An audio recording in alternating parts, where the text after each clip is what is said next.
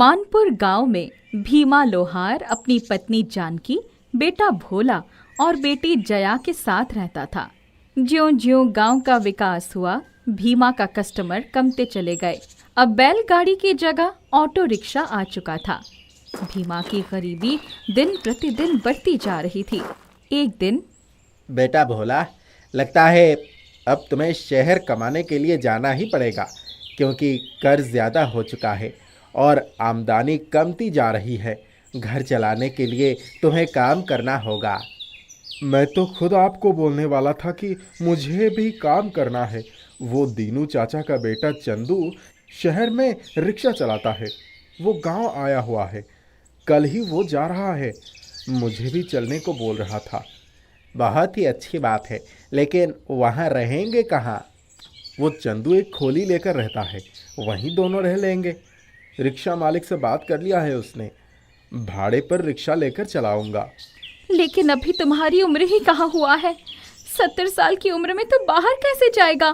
अभी तो खुद छोटा है और आप कैसे पिता है जो इस खाने खेलने की उम्र में बच्चे को बाहर भेज रहे हैं? माँ, अब मैं बच्चा नहीं हूँ। घर की स्थिति देख ही रहे हो। अगर नहीं गया बाहर तो ये घर भी बिक जाएगा और दरिद्रता भी नहीं कम होगा। ठीक ही कह रहा है बेटा, अब तो सचमुच बड़ा हो गया है। आज शाम को जमींदार की बिटिया सोनी का जन्मदिन है। उसमें हम चलेंगे तो तुम्हारे शहर जाने के लिए जमींदार साहब से कुछ पैसे उधार मांग लेंगे। शाम में सभी जमींदार साहब के यहाँ जन्मदिन पार्टी में जाते हैं। गांव के लगभग सभी लोग पार्टी में आए थे। एक से एक पकवान वहाँ था, लेकिन जया का ध्यान सिर्फ सैंडविच पर था। वो उसे खाने के लिए ललचा रही थी। भैया, ये सैंडविच कितना अच्छा है ना, मुझे तो बस यही खाना है। मैं शहर जाऊंगा तो लौटते समय तुम्हारे लिए सैंडविच ही लाऊंगा। हाँ भैया, मैं खूब खाऊंगी, किसी को नहीं दूंगी। ठीक है, अब चलो, सोनी केक काटने वाली है। सभी बच्चे सोनी को घेरे हुए थे। सोनी केक काटने से पहले जैसे ही मोमबत्ती पर फूंक मारी कि एक कैंडल उसके फ्रॉक पर गिर गई और आग लग गई। सोनी डर कर इधर उधर भागने लगी। तभी भोला एक चादर लेकर सोनी को लपेट दिया और आग बुझ गई। तभी जमींदार और उसकी पत्नी सुनीता दौड़ते हुए आए। सोनी बेटा, तुझे चोट तो नहीं आई? कहीं जला तो नहीं? नहीं माँ, भोला भैया ने मुझे जलने नहीं दिया। हाँ बेटा, मैंने देखा कि किस तरह से भोला ने तुझे जलने से बचा लिया। चलो बेटा, अब केक काटो, बहुत देर हो गई है। और हाँ, दूसरी फ्रॉक पहन लो, ये फ्रॉक बहुत जल गई है। जी पापा। चल बेटी, मैं अभी चेंज कर देती हूँ। अरे, तुम्हारी नेकलेस क्या हुआ? पता नहीं माँ, अभी केक काटते समय तो थी ही मेरे गले में नेकलेस। अगर अभी थी तो हुआ क्या? तुम्हारे गले से कौन निकाल सकता है? भोला, अभी तूने ही सोनी को पकड़ा था। अभी थोड़ी देर पहले जानकी भी बता रही थी कि तू कल शहर जा रहा है और उसके लिए तुम्हें पैसों की जरूरत है। बता, नेकलेस कहाँ छिपाया है? मालकिन साहिबा, मैं गरीब जरूर हूँ पर चोर नहीं। वाह, एक तो चोरी, ऊपर से सीना चोरी। देखो तो हिम्मत लौंडे की, कैसे आंख दिखाकर बात कर रहा है। देख भीमा, अपने लौंडे को कह दो चुपचाप मेरी बच्ची का नेकलेस लौटा दे, नहीं तो पुलिस के हवाले कर दूंगा। मालिक, आप तो हमारे अन्नदाता हो, आपसे गद्दारी की सवाल ही नहीं उठता। लेकिन मुझे अपने बच्चे पर पूरा यकीन है कि वो मर जाएगा, परंतु चोरी या कोई गलत काम हरगिज नहीं करेगा। लगता है कि तुम लोग ऐसे नहीं मानने वाले। दीवान जी, पुलिस को बुलाइए। वही 4 डंडे मारेगा तो सारी हेंकड़ी बाहर आ जाएगी। मालकिन, मेरे बच्चों को बचा लो, वो बहुत ही भोला है। चोरी तो वो कर ही नहीं सकता। देखो जानकी, ये सच है कि अभी कुछ ही मिनटों पहले सोनी के गले में नेकलेस चमक रही थी और उसके बाद सोनी के पास सिर्फ भोला ही गया। अब तो पुलिस ही बताएगी नेकलेस कहाँ गया और कौन लाया। पुलिस आती है और भोला से पूछताछ करती है। संतोषजनक उत्तर ना पाकर पकड़कर थाने ले जाने लगती है। तभी सोनी का टोपी नीचे गिर जाता है। वो टोपी उठाने के लिए नीचे झुकती है, तभी सोफे के नीचे पीछे की ओर उसका नेकलेस दिखता है। माँ, वो देखो, सोफे के नीचे मेरा नेकलेस पड़ा हुआ है। वाह, सचमुच? थानेदार साहब, भोला को छोड़ दीजिए, मेरी बच्ची का नेकलेस मिल गया है। तभी भीमा पूरे परिवार के साथ वहां से जाने लगता है। कहाँ जा रही हो जानकी? रुक जाओ, खाना खाकर जाना। नहीं मालकिन, हमारा पेट भर गया, अब एक पल भी यहाँ रुकी तो शर्म से मर जाऊंगी। भीमा, गलत फहमी में ये सब हो गया, रुक जाओ, खाकर जाना। मालिक, एक गरीब के पास उसकी इज्जत ही सब कुछ होता है। आज सारा गांव और समाज के सामने मेरे परिवार की इज्जत चली गई। अब मुझे नहीं रोके मालिक, चल भोला। अच्छा है कि तू कल गांव छोड़कर शहर जा रहा है। हाँ बापू, मुझे अब यहाँ नहीं रहना। जब सोनी जल रही थी तो किसी ने उसे बचाने की हिम्मत नहीं की और मुझे उसे बचाने का ये इल्ज़ाम मिला। चल जया। पर मुझे तो सैंडविच पराठा खाना है, मुझे बहुत अच्छा लगता है। सैंडविच पराठा की बच्ची, चल यहाँ से। ये सब इन अमीरों का खाना है, ये गरीबों के लिए नहीं है। जमींदार के लाख समझाने के बाद भी भीमा का परिवार वहां से घर चला आता है। जया रोती रहती है। जानकी गुस्से में उसे चप्पल से पीटती भी है, पर जया सैंडविच पराठा का जिद नहीं छोड़ती। भोला जया को चुप कराने के लिए लोहे का सैंडविच पराठा का सांचा बनाता है। सांचा बनाने के लिए कबाड़ी में आया हुआ एक त्रिशूल का इस्तेमाल करता है। जया खुश हो जाती है। वो लोहे का सैंडविच पराठा को लेकर ही सो जाती है। दूसरे दिन सुबह, अरे, इतने सारे सैंडविच पराठे कहाँ से आए? भैया, माँ, पिताजी, सब उठो, जल्दी यहाँ आओ। ये देखो, इतने सारे सैंडविच पराठे। वाह, मैं तो पूरा खा जाऊंगी। जया भोला की तरफ देखती है। ऐसे क्यों देख रही हो मुझे? मुझे नहीं मालूम कि ये सैंडविच पराठा कहाँ से आया। शायद मालिक ने भिजवाए होंगे। भैया, इतना स्वादिष्ट सैंडविच पराठा आज तक नहीं खाए थे। सचमुच सैंडविच पराठा बहुत टेस्टी था। सभी छक्कर सैंडविच पराठा खाते हैं। बचे हुए सैंडविच पराठा को भोला गांव के ही बाजार में बेच आता है। घर लौटने के बाद फिर देखता है कि लोहा सैंडविच पराठा के पास फिर ढेर सारे सैंडविच पराठे हैं। सभी समझ जाते हैं कि भोले बाबा की त्रिशूल का शक्ति काम कर रहा है। अब वे शहर में जाकर अपना दुकान खोलकर सैंडविच पराठा बेचने लगते हैं। टेस्टी होने के कारण पूरा शहर में डिमांड हो जाता है। जल्दी ही पूरे भारत का सबसे बड़ा सैंडविच पराठा मॉल खोल लेते हैं और उसके आउटलेट देश सहित विदेशों में भी खुल जाते हैं। दूर जंगल में एक झोपड़ी बनाकर माँ बेटे रहा करते थे। पति के मर जाने के बाद वाली पुरानी कुरीति के कारण उन्हें गांव से निकाल दिया जा चुका था, जिसके बाद कुछ वनवासियों ने उन्हें सहारा दिया और जंगल में ही उनके लिए झोपड़ी बनाकर उनके रहने का ठिकाना तैयार कर दिया। माँ, अब हम इस जंगल के बीच में रहेंगे। हाँ बेटा, भगवान जी की यही मर्जी है कि अभी हम यही रहे। तुम जाओ, कुछ लकड़ियाँ तोड़ कर ले आओ जंगल से, तब तक मैं खाना बनाने की तैयारी करती हूँ। ठीक है माँ, अभी लेकर आता हूँ। दोनों माँ बेटों के खाने पीने का पूरा इंतजाम उन वनवासियों ने ही किया था। बेटा अभी काम करने के लिए छोटा था। माँ अपने 14 साल के बेटे को लेकर चिंता में थी। उसको पालने के लिए उन्हें काम करने की जरूरत महसूस हो रही थी। भैया, मुझे कहीं पर कोई काम मिल सकता है क्या? मुझे अच्छा नहीं लग रहा है कि हम माँ बेटों के लिए आप सबको परेशान होना पड़ रहा है। ऐसी कोई बात नहीं है बहन। इस दुनिया की कुरीतियों ने जिसे भी ठुकराया है उसे इस जंगल ने ही अपनाया है।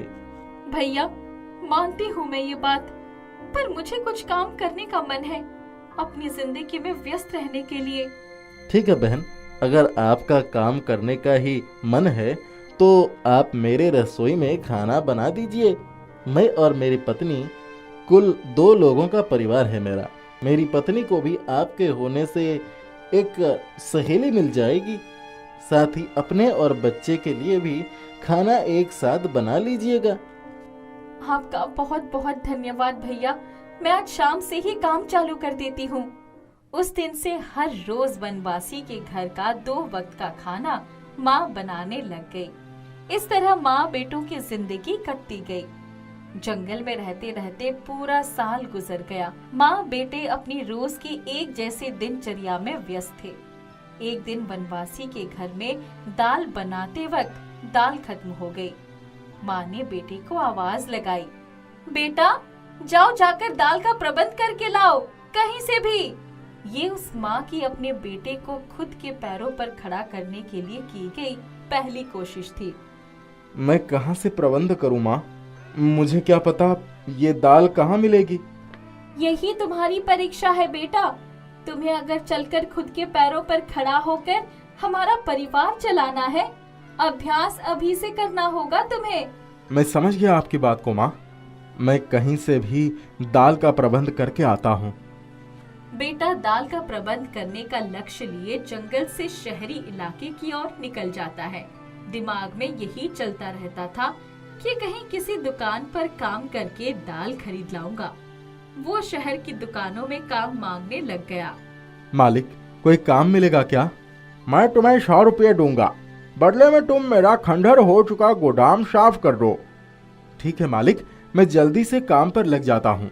बेटे ने जल्दी से सारे गोदाम को साफ कर दिया और उस सफाई से मिले पैसे से दाल खरीदकर जंगल की तरफ चल दिया।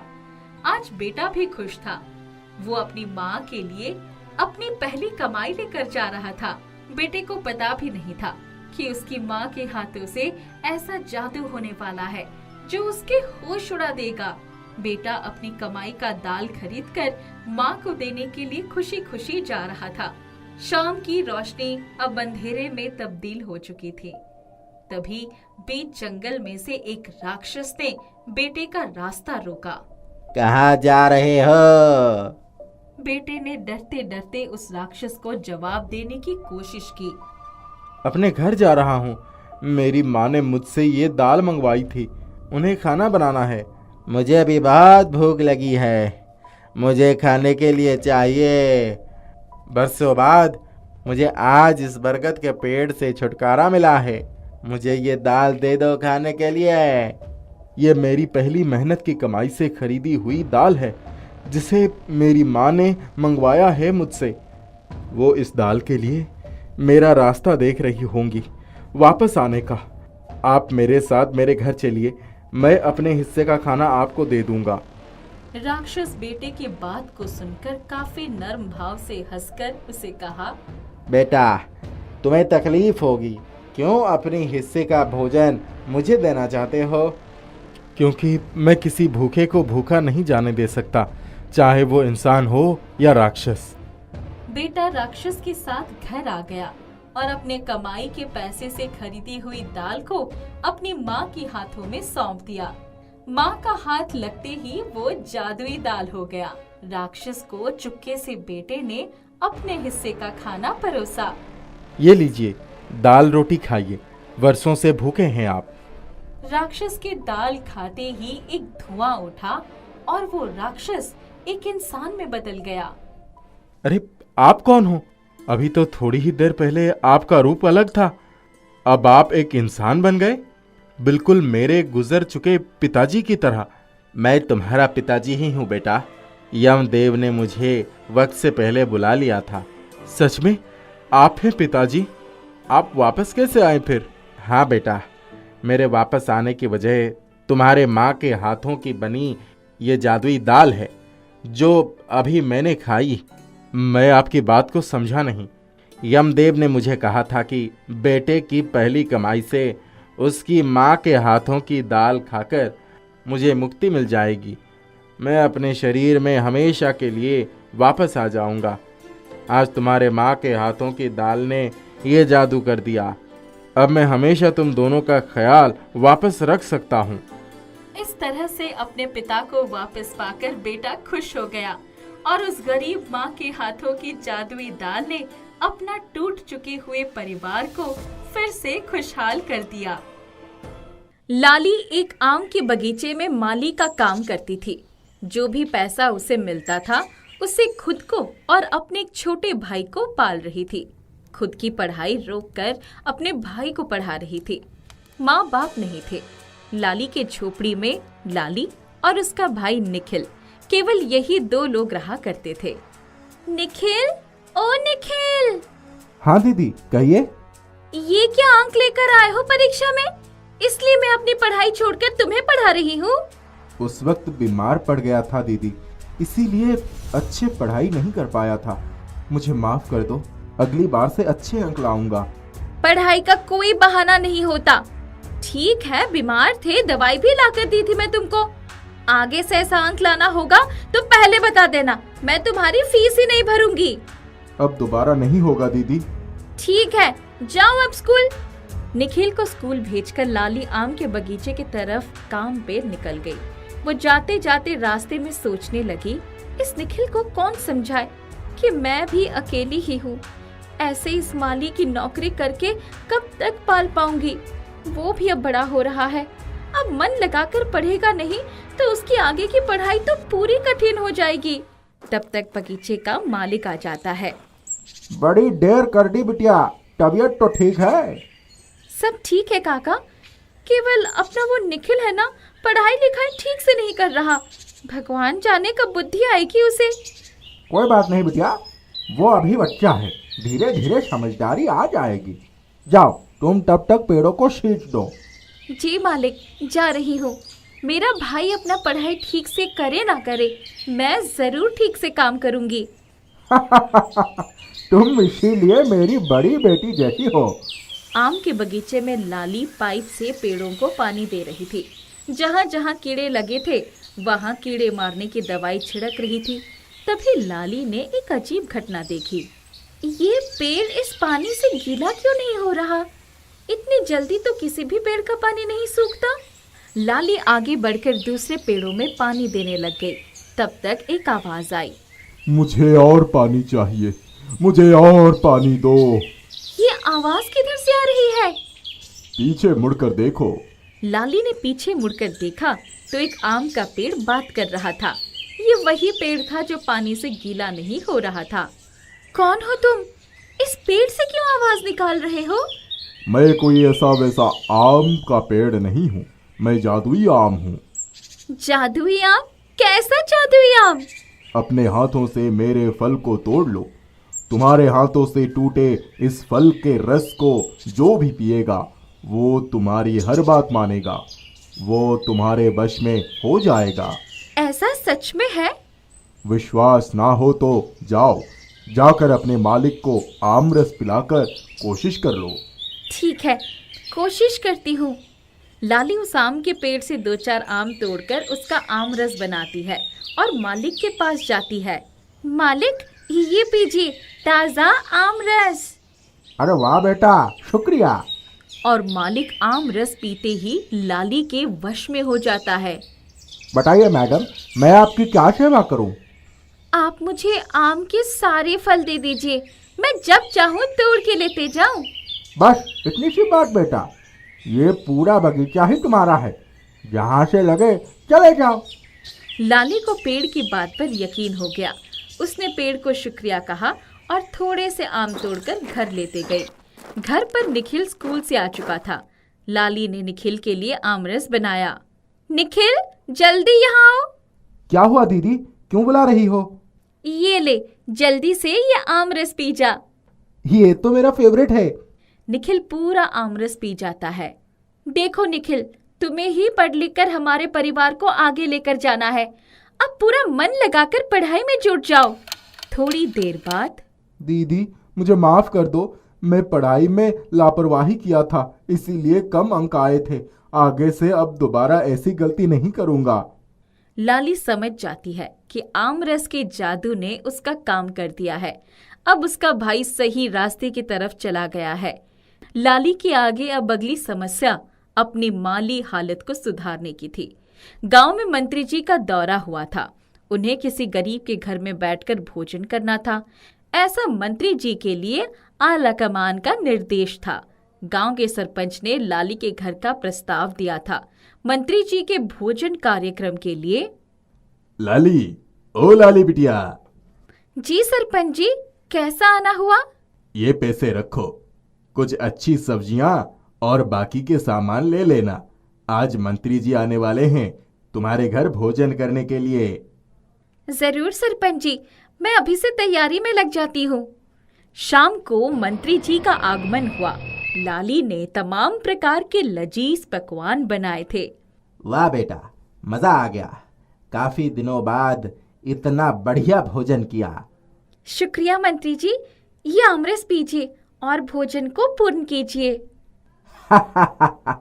बिल्कुल बेटा, खाने के बाद आम रस पीने का अलग ही मजा है। मंत्री जी आम रस पीकर लाली के वश में आ जाते हैं। इतना ही भोजन पसंद आया तो उपहार में क्या दे रहे मंत्री जी? बोलो बेटा, इतना बढ़िया भोजन कराने के बदले में तुझे क्या उपहार दूं? आपके बस में तो सब है। मुझे बागवानी का अनुभव है, माली का काम करती हूँ, मंत्रालय के बगिया की देखरेख करूंगी। वही की नौकरी लगवा दीजिए मुझे। बिल्कुल हो जाएगा बेटा, हमें माली की वैसे भी जरूरत थी वहां पर। सचिव, ओ सचिव। जी मंत्री जी। इस बच्ची के सारे दस्तावेज ले लो और इसके भाई के साथ इसकी दिल्ली में रहने और माली की नौकरी की जल्द से जल्द व्यवस्था कराओ। ये मेरे ही मंत्रालय की सरकारी कर्मचारी रहेंगी। पेंशन से लेकर सारा भत्ता इन्हें मिलना चाहिए। ठीक है मंत्री जी, मैं अभी से तैयारी चालू कर देता हूँ। लाली की सारी जरूरतें पूरी हो चुकी थी। उसके द्वारा तोड़े गए वो जादुई आम भी अब खत्म हो गए थे। जादुई आम रस पिलाकर किसी को वश में करने की दोबारा अब लाली को जरूरत ही नहीं पड़ी। वो अब मंत्रालय द्वारा दिए गए आवास में आराम से अपने भाई के साथ आलीशान जीवन जी रही है। लाली का भाई भी मंत्री जी के समर्थन से अच्छे सरकारी स्कूल में अब दाखिल होकर नाम करने लगा है। किशन का परिवार बहुत ही गरीब था। उसके माता पिता एक बड़े साहब के यहाँ एक रसोइया का काम किया करते थे। लेकिन किशन बहुत ही होशियार था और उसका मन कुछ बड़ा कर दिखाने का था, ना कि किसी ऐसे ही किसी का नौकर बनने में, परंतु गरीबी के कारण वो मजबूर था। किशन, हम साहब के यहाँ जा रहे हैं, अपना ख्याल रखना। माँ, आखिर कब तक हम ऐसे दूसरों के घरों में काम करते रहेंगे? बेटा, ऐसे नहीं सोचते। काम कोई भी हो, छोटा या बड़ा नहीं होता। हाँ माँ, लेकिन जितनी मेहनत आप दोनों उनके लिए करते हैं, उतने में तो हम अपना खुद का एक अच्छा सा ढाबा खोल सकते हैं। हाँ बेटा, पता है, लेकिन हमारे पास अभी इतने पैसे नहीं हैं कि हम अपना खुद का एक ढाबा खोल पाए। किशन ये सारी बातें सुनकर बहुत ही निराश हो जाता है। उसका दिमाग शुरू से ही बिजनेस में तेज चलता था। उसके दिमाग में लोगों के दिए हुए ताने चल रहे थे। कैसे लोग पीठ पीछे सके मम्मी, माँ और पिता की बेइज्जती करते थे। अगले दिन किशन कॉलेज जाते हुए मन ही मन में कुछ सोच रहा होता है। तभी अरे बेटा, मुझे भगवान के नाम पर कुछ खाने को दे दो। 4 दिन से भूखा हूँ, कुछ नहीं खाया है। भिखारी की ऐसी बातें सुनकर किशन को उस पर दया आ जाती है। वो आगे अपने बैग से कुछ बचा हुआ खाना निकालकर उसे दे देता है। भिखारी किशन की इस उदारता को देखकर उसे भेंट में एक पोटली देता है, जिसमें एक जादुई आटा होता है। ये लो बाबा, ज्यादा कुछ तो नहीं है, लेकिन जो टिफिन मैं कॉलेज के लिए ले जाता हूँ वो आप रख लीजिए, आपको ज्यादा जरूरत है। ये लो बेटा, ये तुम्हारे काम आएगा। बाबा जी, ये क्या है? मुझे पता है तुम किस अवस्था में जीवन व्यतीत कर रहे हो। ये आटा तुम्हारे काम आएगा। इस पोटली को घर जाकर खोलना। ये कोई मामूली आटा नहीं है। याद रहे, इससे जो भी खाना पकाना वो तुम स्वयं ही पकाना। अगर किसी और को दिया तो यह किसी फायदा का नहीं रहेगा। वो पोटली लेकर किशन अपने घर की तरफ निकल पड़ता है। तभी रास्ते में उसे अपना दोस्त मोहन मिल जाता है। अरे भाई किशन, पहले तो तुम दूसरों के यहाँ काम करते थे और अब तुम आटा लेकर सड़क पर घूम रहे हो, हैं? किशन बहुत ही शांत स्वभाव का था। वो मोहन की बात का बुरा न मानकर वो वहां से चुपचाप चला गया। घर जाते ही उसके दिमाग में आया, क्यों ना मैं इस आटे का डोसा बनाऊं। वैसे भी हमें डोसा खाए हुए बहुत दिन हो गए हैं। जैसे ही मोहन आटे को तवे पर डोसा बनाने के लिए रखता है, वो डोसा बोल पड़ता है। अरे ये क्या, ये डोसा तो बोल रहा है। हाँ किशन, मैं बोल सकता हूँ। जिस आटे से तुमने मुझको बनाया वो आटा मामूली नहीं था, वो जादुई आटा था। तुम्हें जो मांगना है मांगो, मैं वो चीज तुम्हें देने के लिए तैयार हूँ। अब मुझे अपना खुद का एक रेस्टोरेंट खोलना है। मुझे उसके लिए कुछ सामान चाहिए और एक बड़ा घर जिसमें मैं अपना सामान रख सकूं। किशन जितना समय ये बोलने में लगता है, इससे पहले ये सब कुछ बनकर खड़ा हो जाता है। किशन ये देखकर बहुत खुश हो जाता है। उस जादुई आटे से एक जादुई डोसे वाला घर बनकर तैयार हो जाता है। अब हमारे पास अपना खुद का एक जादुई डोसा वाला घर है। मेरा बचपन का सपना अब पूरा होने जा रहा है और जादुई डोसा वाले घर की मदद से फाइनली मैं अपने रेस्टोरेंट वाला आइडिया पर काम कर सकता हूँ। उस जादुई घर में एक खास बात थी। उसके अंदर कोई भी आदमी कितना भी सामान भर सकता था, चाहे बाहर से घर कितना भी छोटा दिखे। अब किशन का काम बहुत अच्छे से चलने लगा था। दिन भर दिन तरक्की करने और मुनाफा होने के कारण वो अपने काम से बहुत खुश था। अब मोहन और बाकी मोहल्ले वाले लोग किशन और उसकी तरक्की को देखकर जलने लगे थे। देखा तुम लोगों ने एकदम से कैसे ये भिखारी किशन इतना अमीर बन गया। हाँ, कुछ तो बात है जो हमें नहीं पता, वरना ऐसे ही बिना पैसों के कोई इतना बड़ा रेस्टोरेंट नहीं बना सकता। चलो आज रात सब मिलकर उसके घर चलते हैं और उसका कुछ भी सामान नहीं छोड़ेंगे।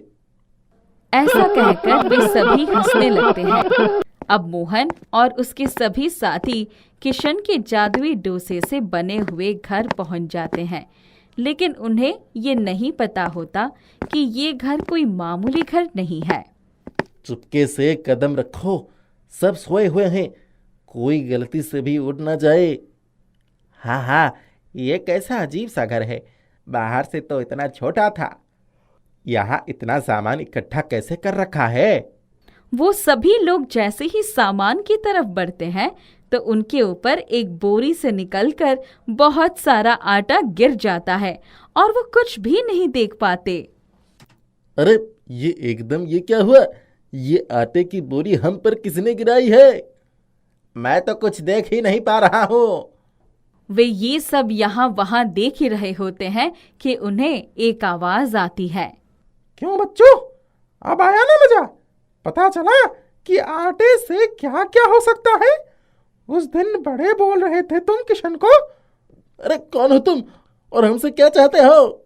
मुझे तो तुमसे कुछ नहीं चाहिए, पर आगे आगे देखो होता क्या है।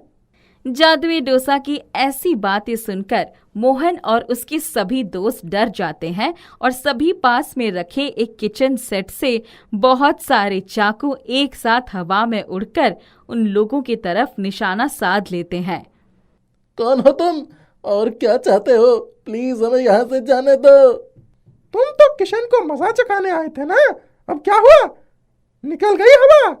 तभी वो सारे चाकू बहुत ही तेजी से उनकी तरफ आते हैं और उनको बिना चोट पहुंचाए दीवार में लग जाते हैं। ये सब देखकर मोहन और उसकी मंडली की आंखें फटी की फटी रह जाती है। उसकी रोने जैसी हालत हो जाती है। बस इतने में ही डर गए, अभी तो और भी बाकी है। जादुई डोसा को ऐसा कहते ही सारा घर घूमने लगता है और वे लोग पागलों की तरह चिल्लाने लगते हैं, लेकिन जादू की वजह से उनकी आवाज किसी को सुनाई नहीं देती। बोलो, आज के बाद फिर से किशन को किसी भी तरह का नुकसान पहुंचाने की कोशिश करोगे? नहीं नहीं, हम आज के बाद किशन की तरफ आंख उठाकर भी नहीं देखेंगे। देखना भी मत, वरना अगली बार वो सब करूंगा जो तुम लोगों ने सपने में भी नहीं सोचा होगा। चलो अब दफा हो जाओ यहाँ से और दोबारा किशन के आसपास दिखाई मत देना, समझे?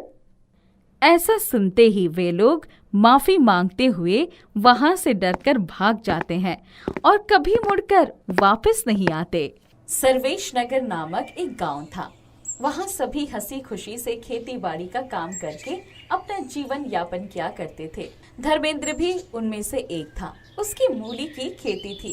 पूरे गांव में सबसे अच्छी मूली की खेती धर्मेंद्र ही किया करता था। धर्मेंद्र का छोटा भाई देव भी खेत में हाथ बटाया करता था। काम बहुत अच्छे से चल रहा था।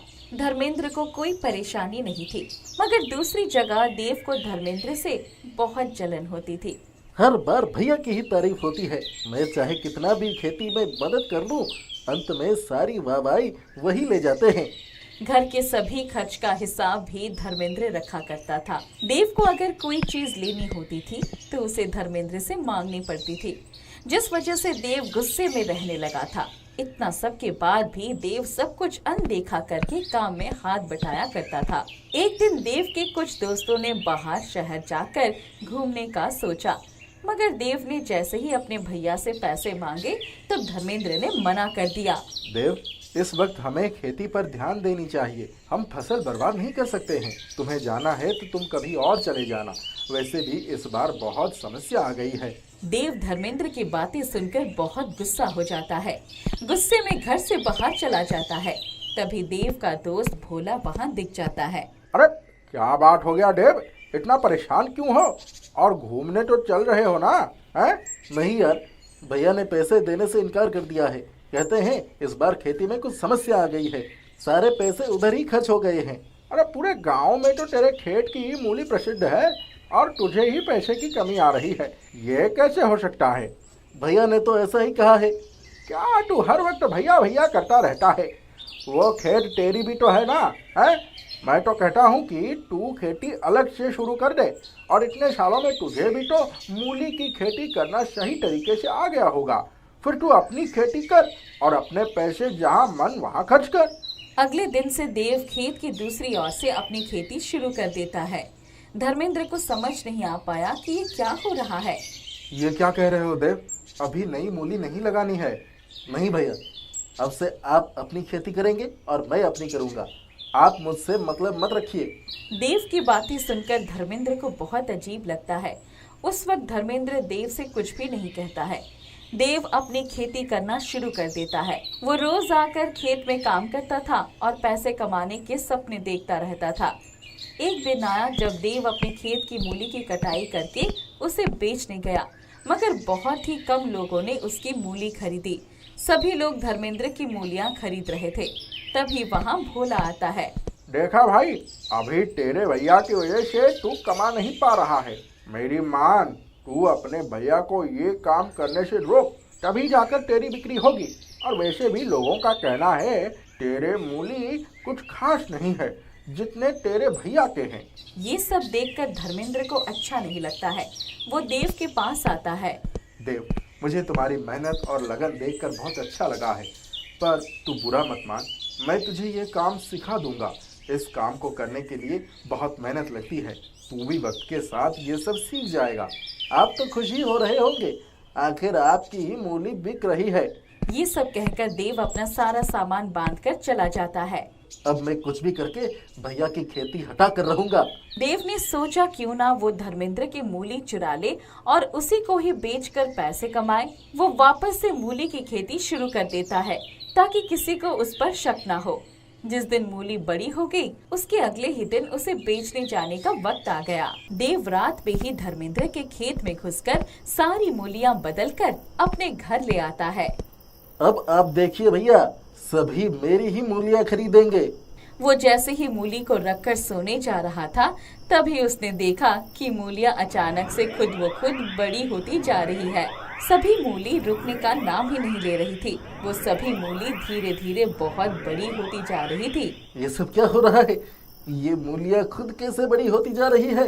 ऐसा ही चलता रहा तो ये सारे मेरे घर में भी नहीं रह पाएंगे और सबको मेरी चोरी का पता चल जाएगा। देव जैसे जैसे करके सारी मूली धर्मेंद्र के खेत में वापस रखकर अपनी मूलियां लेकर वापस आ जाता है।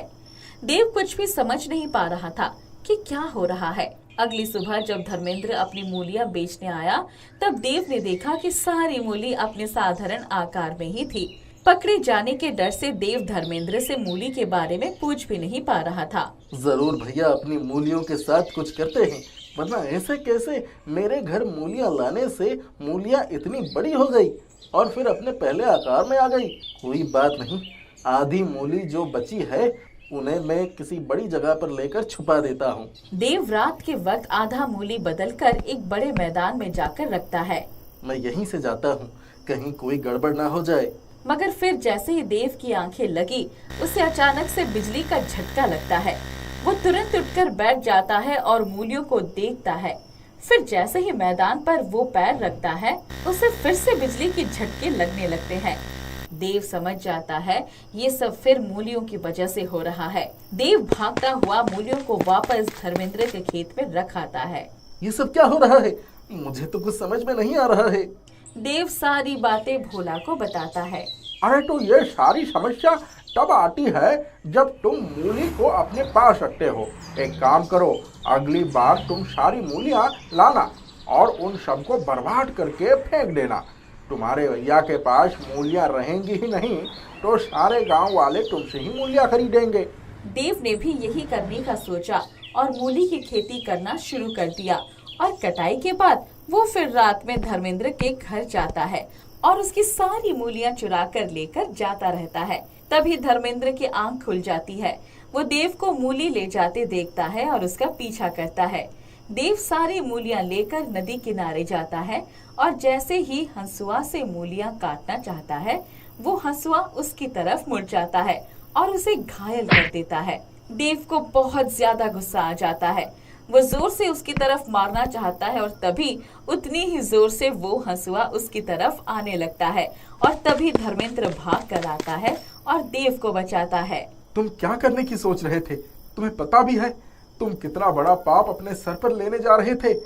आज मैं नहीं आता तो तुम्हारी जान भी चली जा सकती थी। देव धर्मेंद्र को गले लगाकर रोने लगता है। धर्मेंद्र देव को बताता है कि एक बार उसके पास एक मुसाफिर आया था जिसके पास कुछ भी नहीं था। तब उसने उस मुसाफिर को अपनी सारी जमा पूंजी दे दी थी क्योंकि उसकी हालत बहुत खराब थी। और तभी उस मुसाफिर ने धर्मेंद्र को एक अनोखी मूली की खेती की तरकीब बताई थी, जिस वजह से वो पूरे गांव में सबसे प्रसिद्ध मूली होगी और कोई भी कभी भी उसे चुराना या खराब करना चाहेगा तो उस इंसान के साथ ही बुरा होगा। बाद में उसे पता चला था कि वो कोई आम मुसाफिर नहीं बल्कि एक सिद्ध मुनि थे। इसीलिए मैंने तुम्हें कहा था कि तुम्हें सही तरीका सिखाऊंगा, मगर तुम तो गलत ही काम करने पर लगे हो। और तुम ही बताओ, मैं अपने भाई की तरक्की से क्यों जलूंगा?